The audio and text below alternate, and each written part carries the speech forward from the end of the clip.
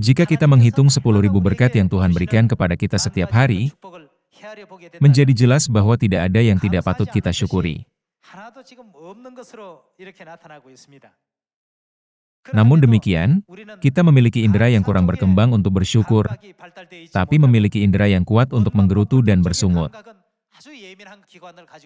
Namun, mulai hari ini, kita harus mengubahnya. Kita harus menghilangkan indera menggerutu dan bersungut, serta mempertajam indera syukur kita.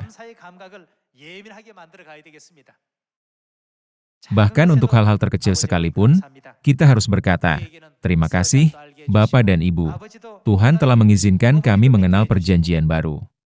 Dan menyadari Bapa dan Ibu, dan memberitakan Injil agar dapat mengumpulkan buah yang baik di sorga. Ketika kita menyadari bahwa semua hal ini adalah anugerah dan alasan untuk bersyukur, apa yang lebih baik di dunia ini daripada berada di dalam Tuhan?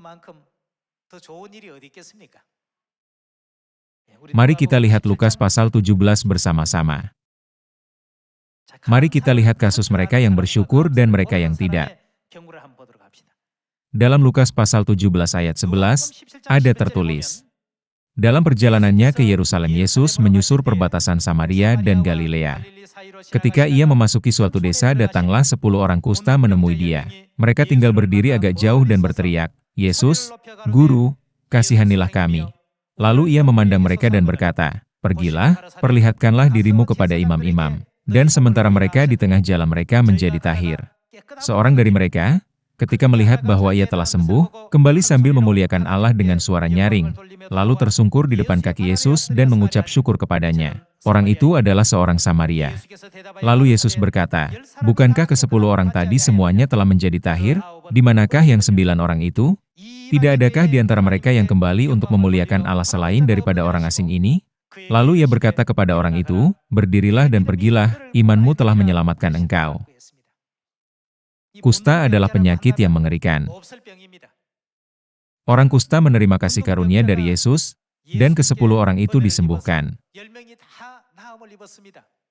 Sungguh, ini seperti keajaiban. Hal ini juga luar biasa.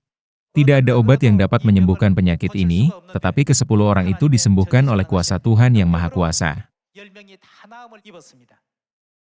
Pada saat seperti itu, apa yang akan kalian lakukan dengan kasih karunia yang diberikan kepadamu? Bukankah semua orang akan berkata, "Terima kasih," dan memanjatkan syukur dan kemuliaan kepada Tuhan?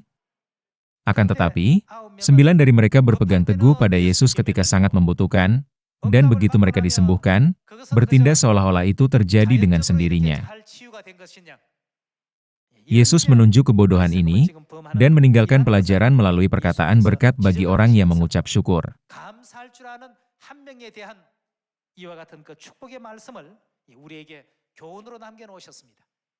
Setiap hari, kita menemukan hal-hal yang lebih ajaib daripada orang kusta yang disembuhkan dari penyakitnya.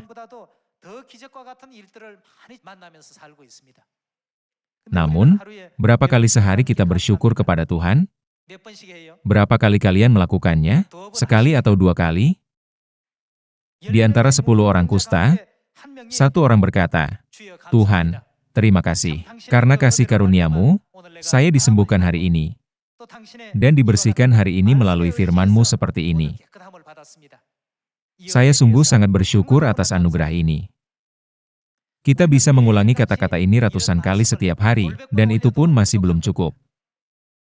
Ketika kita hidup di dalam Tuhan, pertanyaannya adalah berapa banyak ucapan syukur yang kita ucapkan kepada Tuhan, seperti orang kusta yang datang mengucap syukur. Kita perlu memikirkan hal ini. Jauh lebih sering, kita menjalani kehidupan seperti 9 orang yang tidak datang untuk mengucap syukur. Mulai hari ini, mari kita hitung satu persatu dari 10.000 berkat yang telah Tuhan berikan kepada kita, dan pastikan bahwa sama sekali tidak ada situasi menggerutu, mengeluh, ketidakpuasan, atau rasa tidak bersyukur di hadapan Tuhan.